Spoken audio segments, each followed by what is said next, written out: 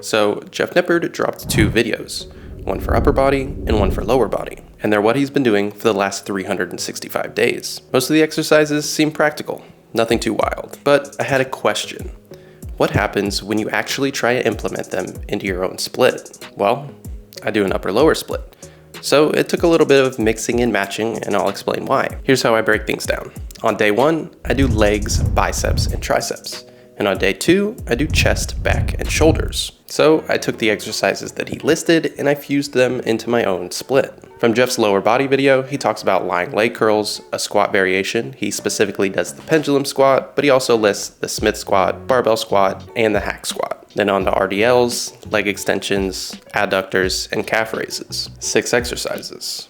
That's a lot of quad and glute. But then I looked at Jeff's arm training. And well, let's say it's a little lightweight. From Jeff's upper body video, for triceps, he does overhead tricep extensions, and for biceps, he does Bayesian cable curls. He also stated that on the other day of bicep training, he'll do preacher curls and hammer curls. Now, I don't know about you, but if I'm doing 6 leg exercises in one workout and only doing 1 bicep and 1 tricep, it doesn't quite seem fair. So here's what I did. Instead of rotating curls on different days, if I did Bayesian cable curls, then I also did hammer curls. If I did preacher curls, then I also did hammer curls with that. And for triceps, I want at least 2 movements. And I like the overhead tricep extension, but I'd like to pair with something as well.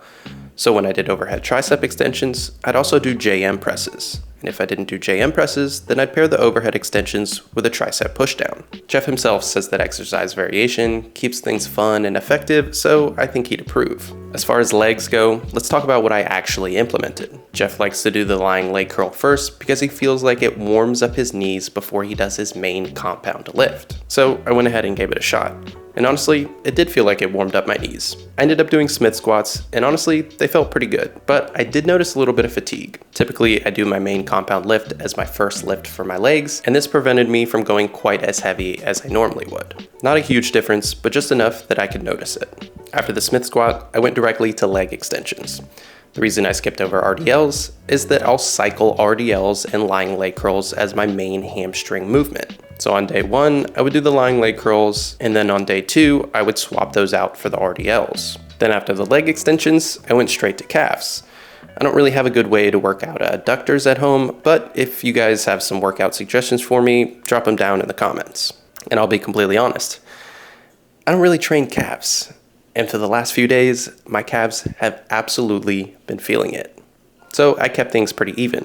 I did 4 leg movements and then 4 arm movements. So this way I can complete the workout in a reasonable amount of time, and I don't feel like I'm overtraining in any way, but I still feel like I'm getting an effective amount of volume. So let's move on to the next day. Chest, back, and shoulders. From Jeff's upper body video, here are the list of exercises that he provided.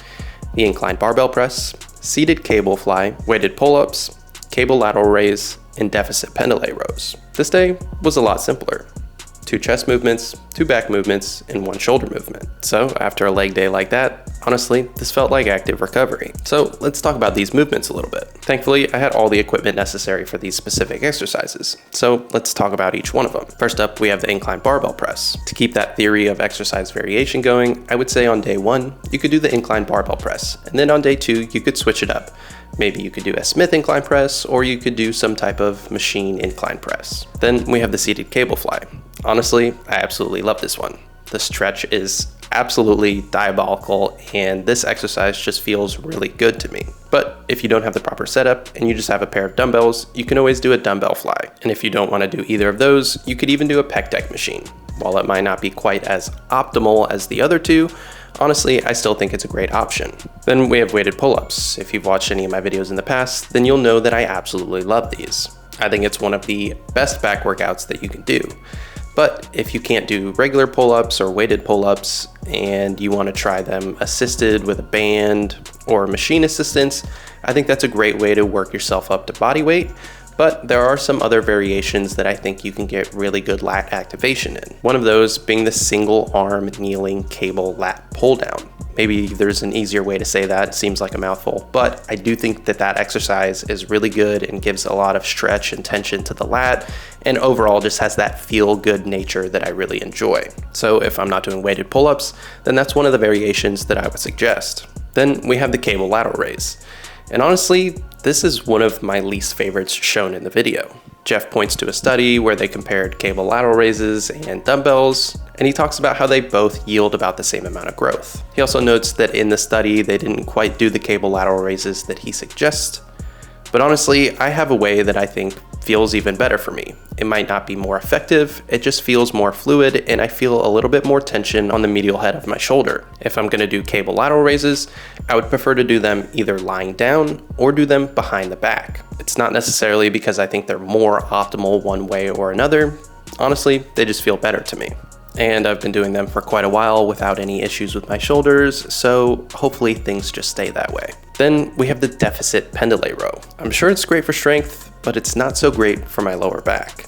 And on that note, it's not really great for feeling a pump either. Placing this one all the way at the end of a workout seems like kind of a miss to me. Maybe it's just my weak core, but this involves so much extra stabilization, core, spinal erector, pretty much everything that you could possibly imagine, because you're holding yourself up while holding however much weight you're gonna row.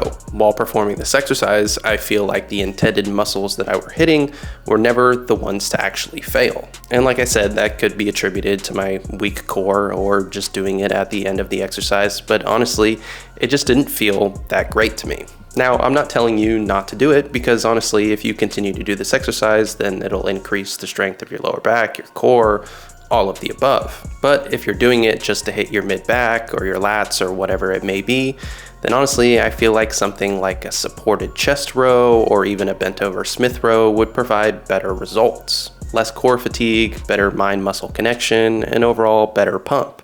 And I know pump doesn't yield results for hypertrophy, but it does yield results in you liking an exercise and then continuing to do that exercise, leading to better consistency and wanting to go back to the gym, which overall will lead you to build more muscle. Personally, I think that not everything that you do has to be the most optimal. Whatever is going to keep you most satisfied and happy in the gym and keep you the most consistent and continuing to do the exercises that you're doing and progressing in the right direction is going to yield the best results. I don't think any of Jeff's exercises are bad. In fact, most of them I think are pretty great. But having alternative keeps things fresh and keeps you consistent in the gym. And keeping you consistent is what's going to drive progress. Overall, I got a great workout from adapting Jeff's plan into my split. And honestly, I'll keep most of it. Maybe tweak some for variations to keep things new and exciting. But overall, I think there's some really great exercises. And let's remember, this video isn't to hate on Jeff, but it's not to glaze him either. I'm a huge fan of Jeff and all the knowledge and content that he brings to the space. And honestly, I think he's had a really good impact on the fitness community. Even if he's in a little bit of hot water and people are questioning him, I still enjoy watching his videos. Gaining knowledge and the ability to try out more exercises will still have me coming back. So if you guys enjoyed the video, click on one of the other videos on the screen. Don't forget to subscribe, and I will catch you all in the next one.